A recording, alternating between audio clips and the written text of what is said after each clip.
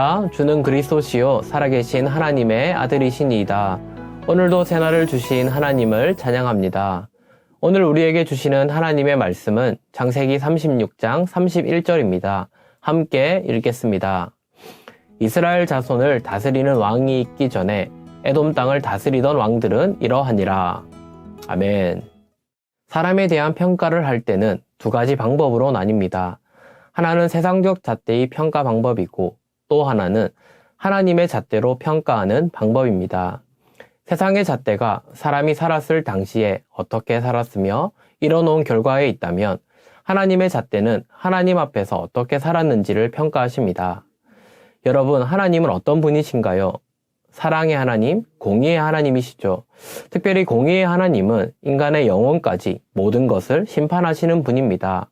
그렇다면 우리는 삶의 초점을 어디에 맞추어야 할까요?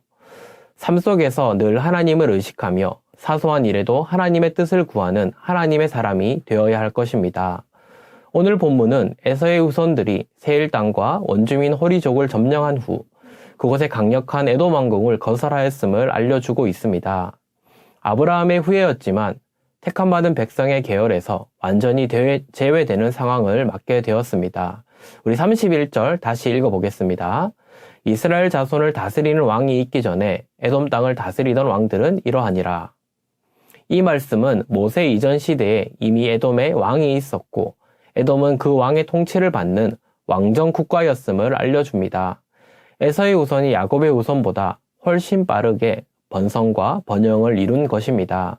이들의 왕위 체제는 세습이 아니라 왕이 죽으면 다른 혈통의 아들 중에서 선출하는 방식입니다.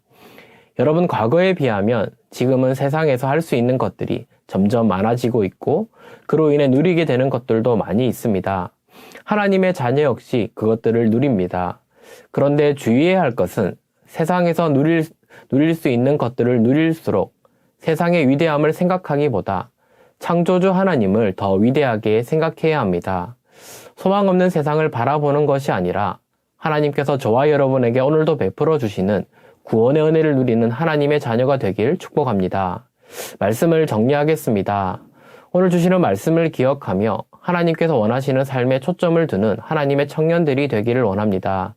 비록 세상에 살아가지만 하나님의 위대함에 더 마음을 두고 하나님께서 우리에게 베풀어 주신 구원의 은혜에 감사하며 오늘도 살아가는 저와 여러분이 되길 축복합니다. 다 함께 기도하겠습니다.